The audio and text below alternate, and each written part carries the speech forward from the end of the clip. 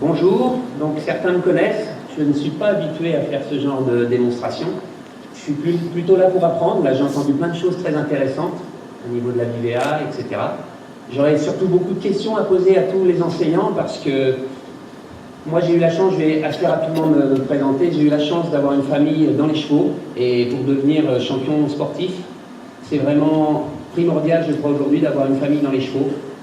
Il y a quelques exceptions rares comme Eugénie, mais pour accéder au très haut niveau, il faut vraiment être dans le milieu. Alors aujourd'hui, il faut former plein de jeunes qui ont plein d'étoiles, et par moments, c'est très difficile de trouver des solutions pour à la fois leur faire plaisir, et à la fois ne pas casser leurs rêves. Donc, à un moment donné, moi, je me suis confronté à certains jeunes qui n'avaient pas ces chances-là, et il a fallu que je les coache. Et pour moi, quand on a de la réussite en sport, on n'est pas tout de suite conscient de tout le travail qu'il y a eu de fait et de tout ce qu'il faut sentir et comprendre quand quelqu'un a un tout petit niveau. Je ne sais pas si je m'exprime bien, c'est-à-dire que vous avez des cavaliers très talentueux, des génies, qui sont apprenés à cheval très tôt et qui deviennent des grands champions sans trop savoir pourquoi. Et ça, pour enseigner derrière, c'est très difficile parce que vous ne savez pas vraiment retourner jusqu'à la base. J'étais confronté à ce problème, il a fallu que je réfléchisse beaucoup. Parce que je suis passionné de pédagogie. C'est donc la raison pour laquelle j'ai écrit, tout le monde ne le sait pas, 4 ouvrages. Donc le premier, j'ai eu peur de mettre en avant ma méthode, donc j'ai parlé de petits exercices qu'on pouvait faire avec toutes les méthodes. Ensuite est arrivé le deuxième, parce que beaucoup de personnes m'ont demandé, mais donne-nous ta méthode pour réussir ces exercices. Donc j'ai fait le deuxième, c'est ma méthode. Et le troisième, c'est des parcours que tout le monde peut monter chez soi, avec plein de petites techniques pour, si on n'a pas de soubassement, de prendre un morceau de tissu ou utiliser plein de choses pour faire des obstacles à moindre coût. Et là, donc, je viens juste de sortir le dernier, le quatrième, qui est gérer sa foulée. Et j'ai voulu mettre en place un peu une technique qui simplifie les choses, c'est-à-dire que l'équitation, ça peut être très simple. Avoir un bon accélérateur, avoir un bon frein. Donc j'ai 2 exercices importants, un qui rejoint la méthode de Xavier, que je ne pourrais pas vous présenter ce soir, j'appelle ça la ligne solfège. Donc je fais une ligne de 3 obstacles, avec des distances très précises, avec une barre au sol entre chaque obstacle, pour avoir un rythme sur 2 foulées constantes. Alors selon mon groupe, si j'ai des poneys ou des chevaux, je fais sauter un obstacle et je vois au sol où sont à peu près les traces de la 3e battue, c'est-à-dire après 2 foulées. Et à ce moment-là, je place une barre par terre. Ensuite, je monte toute ma ligne, je fais sauter la barre par terre, 2 foulées régulières, et je demande à mes cavaliers d'avoir un rythme dans la tête qui fait pop-pom, pop-pom, hop, pop-pom, pop-pom, hop, et de conserver ce rythme. Donc je pense que ce que tu as exposé, Xavier, tout à l'heure, c'est très important, parce qu'aujourd'hui, dans tous les stages que je fais, je ne sais pas si quelqu'un a pu savoir le nombre de stages que j'ai fait au niveau de la fédération, mais j'en ai fait beaucoup. Je n'ai quasiment jamais eu un cavalier qui a réussi à tenir un rythme régulier. C'est-à-dire que si on le teste, si on formate sa foulée sur saut 2 foulées, qu'on trouve la très bonne distance, et qu'on fait dans l'autre sens la ligne de 2 ou 3 obstacles, avec à chaque fois 2 foulées, je n'ai jamais un cheval qui sort de la ligne comme le premier passage avec seulement obstacle barre. Ensuite, quand j'ai réussi ce rythme sur 2 foulées régulières, donc sur 5 espaces, excusez-moi, sur 4 espaces pour 2 obstacles, ou 6 espaces pour 3 obstacles, j'enlève les barres qui se situent entre chaque obstacle. Donc 2 foulées plus 2 foulées, tout le monde pense 4, non c'est 5, vous avez le passage de la barre. Et on se retrouve avec des contrats de foulées, 5 foulées.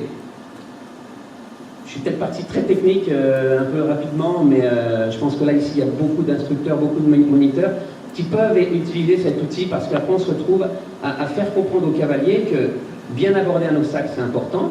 Je vais vous le démontrer ce soir sur ma petite technique pour aborder les obstacles. Mais bien ressentir son cheval, c'est beaucoup plus important.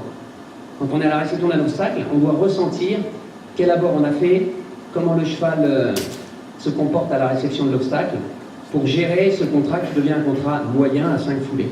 Et je le répète sur 3 obstacles, donc on a 2 fois un contrat moyen à 5 foulées. Ensuite, on peut utiliser cet exercice avec énormément de variantes, parce que si je rajoute un auxerre au milieu, je peux le rajouter devant, on aura 5 foulées très courtes, 5 foulées normales. Je peux le rajouter derrière, on aura 5 foulées normales puis 5 foulées très courtes, voire 4 foulées, etc. Enfin, il y a plein de solutions à adapter à votre méthode et à vos cavaliers et vos élèves. Est-ce qu'il y a une petite question? Parce que je crois qu'au niveau de temps, on doit être assez court. Non, ça va? Donc je vais exposer rapidement l'exercice que je vais vous présenter ce soir. C'est que je voulais montrer que la gestion de l'abord d'un obstacle, c'est pas que je me présente devant un obstacle avec mon cheval, j'ai l'impression que c'est long, je pousse, j'ai l'impression que c'est court, je tiens. Là, le cavalier subit ses abords. Et moi, j'essaie de faire comprendre à tous les cavaliers qui doivent se présenter devant un obstacle avec un cheval qui est prêt, qui a le moteur embrayé, l'équilibre en place. Ça, c'est très technique, mais je vais vous présenter ce soir. Et j'ai vraiment passé énormément de cavaliers, même des niveaux galop 4, 5, avec un tout petit niveau, avec un exercice très simple que je vais vous présenter tout à l'heure, avec des cônes pour vraiment démarquer l'endroit où il doit passer. Et à chaque endroit, il doit vraiment mettre son cheval à disposition. Mettre du moteur, mettre de l'équilibre. Et il arrive à un certain niveau que j'appelle le pré-abord, on va dire à 12-15 mètres de l'obstacle, où là, il doit être prêt à faire 2 foulées en avançant ou 3 foulées en tenant. Et les deux sont possibles. C'est-à-dire qu'on n'arrive pas devant un obstacle en disant « je ne sais pas ce qui va se passer », j'arrive devant un obstacle avec mon cheval prêt qui pourra faire les deux. C'est pas mal, non? C'est intéressant ce que je suis en train de dire ou je vous emmène un peu loin?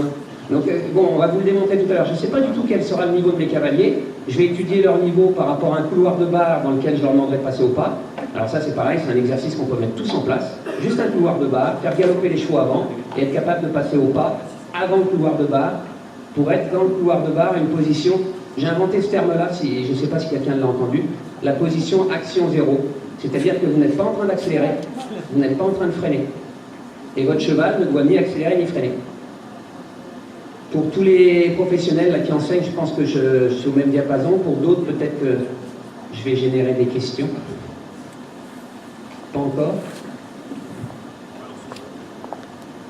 Ben, je ne sais pas, j'espère que la démonstration va répondre à beaucoup de questions parce que là, je le fais vraiment sur un exercice très simple qui va avoir lieu dans une petite arène de 20 mètres de diamètre, c'est ça? On va sauter 2 obstacles côte à côte, un petit peu comme sur une barre d'essai, sauf qu'un dans un sens et l'autre dans le sens opposé. Toujours pas de questions? J'ai été trop compliqué, trop technique ou je me suis bien... C'est toujours la première question qui est la plus difficile. Il n'y en a pas. Je ne suis pas habitué à ce genre de conférence. Hein. Beaucoup de personnes me connaissent en tant que cavalier, en tant que pédagogue beaucoup moins, mais je vous dis que j'ai été obligé de travailler pour faire ces ouvrages. Pour l'instant, il y a un bon retour. Le premier a été vendu à 15 000 exemplaires. Je ne suis pas plus riche, hein. Je touche 8% par an. Par argent, ça leur parle.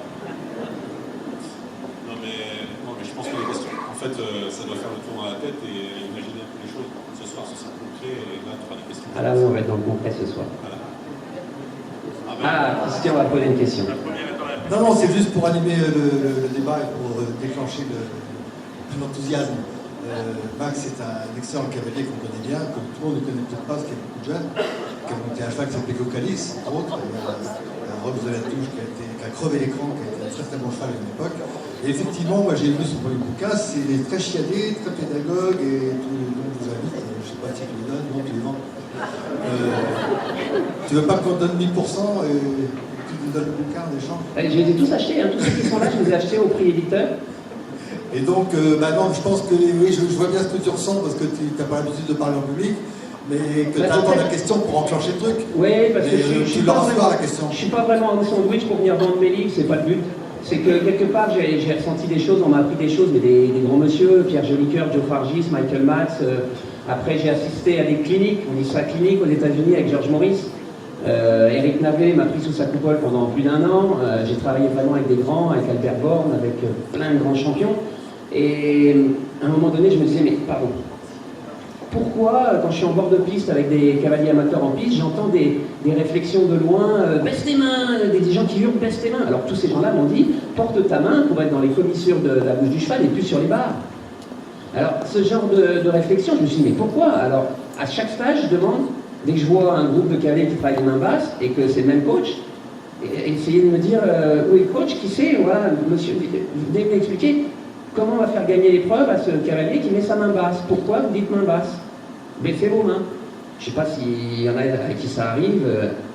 Non, mais là, Non mais attends, j'ai la réponse. C'est que le coach m'a dit, j'en ai marre de tous ces cavaliers qui s'agrippent à la bouche de mes chevaux, c'est mes chevaux de club, j'en ai marre qu'ils leur pètent les dents. Donc je leur fais baisser les mains, comme ça ils arrêtent de tirer sur la bouche. Mais au niveau réussite en équitation, impossible. Mais moi j'ai dit, mais non, arrêtez de dire baisse tes mains, dites avance tes mains.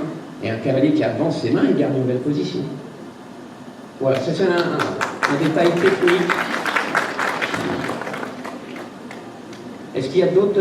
Alors ça c'est le sujet de mon prochain livre, et c'est là que vous allez tous m'aider. C'est que j'ai envie de mettre en place un livre dans lequel il y aura beaucoup de termes qu'on emploie. Tout à l'heure on a vu Eugénie qui disait fais-le passer devant, va faire ton obstacle, va chercher ta foulée. Il y a plein de termes comme ça que moi je n'emploie pas, mais on veut tous dire la même chose, on veut tous mettre en galop, avec du moteur, de l'équilibre, et pouvoir diriger son cheval comme on veut. Après, tout le reste c'est du blabla. On a tous les mots, tous les moniteurs, instructeurs qui êtes là et qui avaient des résultats, des bons résultats, vous avez tous les mots à vous, qui sera complètement différent des miens tout à l'heure, mais on a tous le même objectif et souvent les mêmes méthodes. Mais j'ai voulu les mettre par écrit. Petite anecdote, par exemple, le premier, c'est Pierre-Jean-Pierre Doriola qui a fait la préface. Et au moment de faire la préface, il m'a dit « Max, tu m'as fait écrire, et tu as raison, c'est bien d'écrire parce qu'on laisse quelque chose, on laisse une trace. » Et moi, je ne l'ai pas fait. Et je suis très fier, il m'a envoyé son livre avec sa dédicace, et il est décédé juste après. Mais au moins, on a un livre de Pierre-Jean-Pierre Doriola. Donc Christian, tu as beaucoup de choses à dire, écris des livres. J'ose pas. Non, j'ose pas parce que j'ai peur que 10 ans après, j'ai raconté des conneries, et puis encore 10 ans après, etc. Ah, j'ai pris le risque, mais... Quand on a des choses à dire, il faut les dire. Alors c'est vrai qu'il y a des personnes qui ont fait des retours sur mes livres, mais je suis vraiment satisfait. Il y a toujours des gens qui viennent me donner des petites choses pour avancer, pour faire différemment, pour faire mieux. Non, mais encore une fois, si tu es là, Max, c'est aussi parce que dans tes livres, on trouve des tas de choses qui s'appellent la boîte à outils. Et moi, j'aime bien ce terme-là, parce que c'est un terme qu'on utilise à la maison en disant, ben, voilà, pour faire ça, alors on va piocher dans sa boîte à outils. Et je vois des tas de choses qui sont imagées, comme le cric de voiture, la quille du bateau, le mât du bateau. Non, mais ça veut dire que ça, c'est déjà une façon d'enseigner, de s'être penché sur des choses. Il ne suffit pas de dire regarde comme je fais ou fais comme moi. Et ces bouquins-là, ce sont des boîtes à outils. Et c'est valable pour tous les enseignants. Voilà, moi, c'est vrai que, je ne sais pas si c'était encore 5 minutes, mais au-delà d'expliquer tes exercices, c'est... de dire voilà, de quelle approche tu as eu. Ces bouquins-là, tu les estimes plutôt dirigés vers les enseignants ou vers les cavaliers? Alors, le premier, c'est vraiment tout le monde. Et les enseignants l'ont bien apprécié parce qu'on peut vraiment l'utiliser avec n'importe quelle méthode. Le deuxième, c'est plus ma méthode, donc c'est vrai qu'il passe moins bien parce que chaque moniteur, chaque instructeur a sa méthode. Et ils n'ont pas tout de suite compris le message. Par exemple, j'apporte des solutions. Quand on arrive avec une sangle, il manque 2 cm. On prend un petit bout de ficelle, on l'accroche au haut de la selle, on bras de levier avec la ficelle et puis on passe le premier trou. Des trucs comme ça, des trucs malins. Quoi. Ouais, ce sont des boîtes à outils. Alors si, je pense qu'effectivement... Ah oui, par contre, excuse-moi pour le cric pour changer de roue, mais c'est vrai qu'à un moment donné, je butais sur quelque chose et Patrick Caron m'avait dit très justement, il a dit Max, on ne peut pas écrire un livre parce qu'il en faudrait un par couple. Parce qu'il n'y a pas un cheval, il n'y a pas un cavalier pareil, il faudrait un livre par couple pour arriver à faire progresser. Je me suis dit, non, à ce moment-là, on va essayer de faire quelque chose. Et ce genre d'outil, j'ai voulu inverser le processus. Au lieu de dire au cavalier, il faut que tu tires comme ça, à tel endroit, clac, clac, clac, en donnant cette image, j'ai essayé de faire ressentir, alors je le dis rapidement, un cric pour changer une roue, c'est un losange plat, et j'essaie de faire comprendre au cavalier qu'il a perdu la manivelle. Et quand il arrive au sol derrière l'obstacle, il va chercher son sol en premier avec l'appui sur les étriers, et après, comme s'il avait perdu la manivelle mais qu'il a besoin que le cric se grandisse, il va prendre la bouche du cheval vers le haut, mais en premier en appuyant sur ses étriers, pas en serrant des genoux pour ne pas aller en avant, par exemple. Je ne sais pas si c'est parlant pour vous, mais du coup j'ai une réussite assez impressionnante avec mes élèves, parce qu'ils arrêtent de tirer sur la bouche très tôt. Il faut savoir qu'un cheval, quand il est dans le haut du saut, dans le haut d'une foulée, on ne peut absolument pas changer ni de direction ni de vitesse. On est obligé de laisser faire. Le cheval, dans sa dernière foulée devant un obstacle et dans sa première foulée de réception, on ne peut rien faire. Les foulées d'abord et de réception appartiennent au cheval. Donc j'essaie de faire comprendre au cavalier qu'il va pouvoir le faire, mais qu'une fois que le sol sera là, qu'il pourra appuyer avec ses pieds sur le sol. Et après, il pourra grandir le cheval pour qu'à la deuxième, troisième foulée, l'équilibre soit présent. On va voir tout à l'heure. ça tout à l'heure.